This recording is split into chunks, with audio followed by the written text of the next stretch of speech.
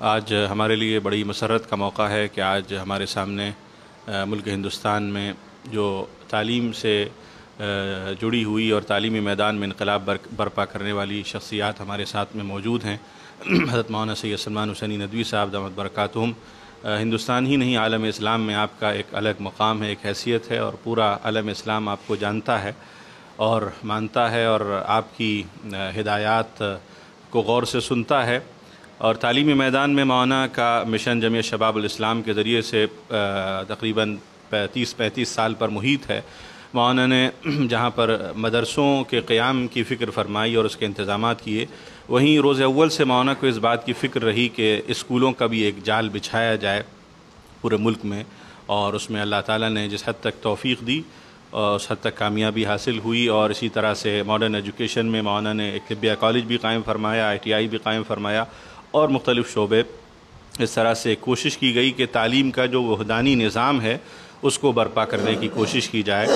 اور ہمارے ساتھ آج ڈاکٹر عبدالقدیر صاحب ہیں جو شاہین گروپ آف انسٹیٹیوشنز کے فاؤنڈر ہیں، اور آپ کی اس وقت ہندوستان میں بڑی خدمات ہیں، خاص طور پر ابھی قریب کے دور میں حافظ طلبہ کے لیے جو انہوں نے پروگرام لانچ کیا ہے، حافظ طلبہ کو مین اسٹریم میں لانے کے لیے، اس میں ایک بہت بڑی کامیابی ہوئی کہ نیٹ میں طلبہ نے بہت بہترین نمبر اسکور کیے ہیں۔ تقریباً 680 کا کرناٹکا اسٹیٹ میں سب سے بڑا نمبر ہے جو ایک حافظ بچے نے اچیو کیا ہے۔ تو ہم ڈاکٹر عبدالقدیر صاحب سے پہلے شروعات کریں گے اور آپ سے پوچھنا چاہیں گے کہ شاہین گروپ آف انسٹیٹیوشنز کا یہ تصور، یہ فکرہ آپ کے ذہن میں کیسے آیا، کب آیا اور کیوں آیا، اس کے اسباب کیا تھے؟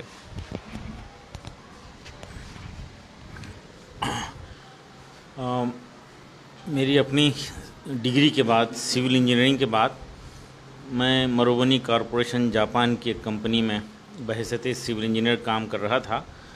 اس وقت مجھے احساس ہوا کہ میرے چھوٹے بھائی کو بھی اچھی تعلیم ملنا چاہیے، اور بیدر میں کوئی ٹھیک اسکول نہیں تھے۔ حیدرآباد کے ایک ریزیڈنشیل اسکول میں ایڈمیشن کرایا۔ ہماری تمام تر کوششوں کے باوجود بھی وہ ڈراپ آؤٹ ہو گئے۔ اس لمحہ مجھے احساس ہوا کہ ہم خرچ کر رہے ہیں، وقت دے رہے ہیں، فکر کر رہے ہیں، اور اس بچے کا، میرے بھائی کا یہ حال ہے۔ کئی لوگ یہ سب کچھ نہیں کر سکتے، ان کا کیا ہوگا؟ کیوں نہ سب کے لیے کوئی حل نکالا جائے، راستہ ڈھونڈا جائے اور ایک اسکول شروع کیا جائے، صرف 17 بچوں کے ساتھ۔ تعلیمی سال کے بالکل درمیان میں 1 دسمبر 1989 کو ایک کمرے میں 17 بچوں کے ساتھ، ایک ٹیچر کے ساتھ اسکول شروع ہوا تھا۔ الحمدللہ آج 20,000 بچوں کی خدمت کرنے کا موقع مل رہا۔ ملک بھر میں 57 ہمارے فرنچائزیز چل رہے ہیں، اور اللہ کے فضل سے دینی اور سی تعلیم کے امتزاج کا ایک ماڈل بنا ہے۔ ہم ابتدائی 25 سال اسکول میں دینی تعلیم کی شمولیت کی بات کریں، اور اب گزشتہ 10 سال سے ہم خواہش مند ہیں کہ دینی مدارس میں عصری تعلیم کی شمولیت ہو، اور دونوں کا ایک حسین امتزاج ہو، جو آج یقیناً وقت کی ایک اہم ترین ضرورت ہے۔ اس دوران ہمارے اپنے شعبے حفظ کے بچے سکسیس ہو رہے تھے، اور ہم ڈراپ آؤٹ بچوں کے لیے کچھ الگ سے کوششیں کر رہے تھے۔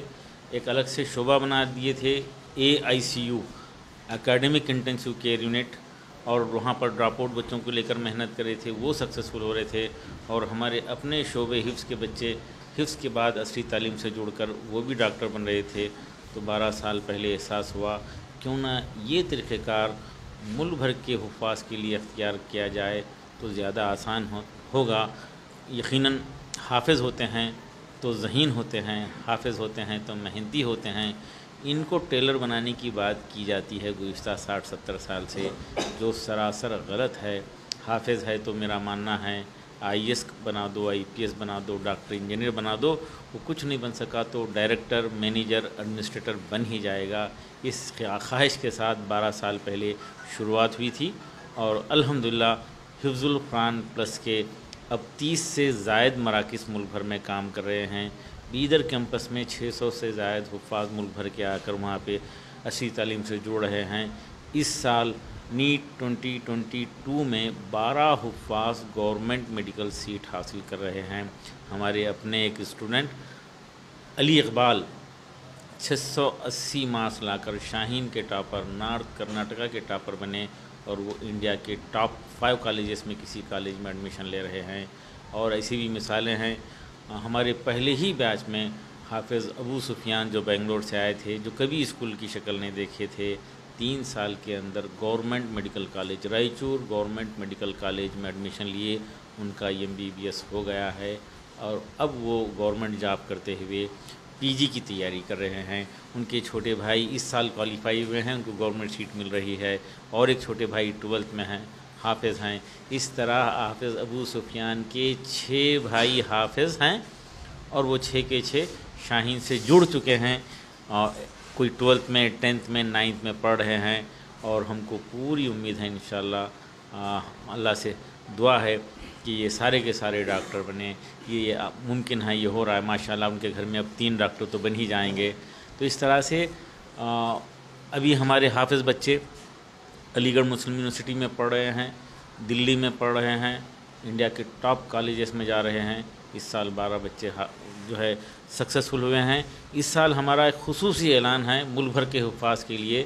نیٹ 2022 میں 350 سے زائد مارکس حاصل کرنے والے ملک بھر کے تمام حفاظ کے لیے شاہین کے اپنے 12 ریزیڈنشل کیمپسز جو ملک بھر میں ہیں، وہاں پر ان کو مکمل تام و قیام کے ساتھ مکمل مفت تعلیم دے کر ان کو نیٹ 2023 کے لیے تیار کرنے کا اعلان ہم کرتے ہیں اس موقع پر۔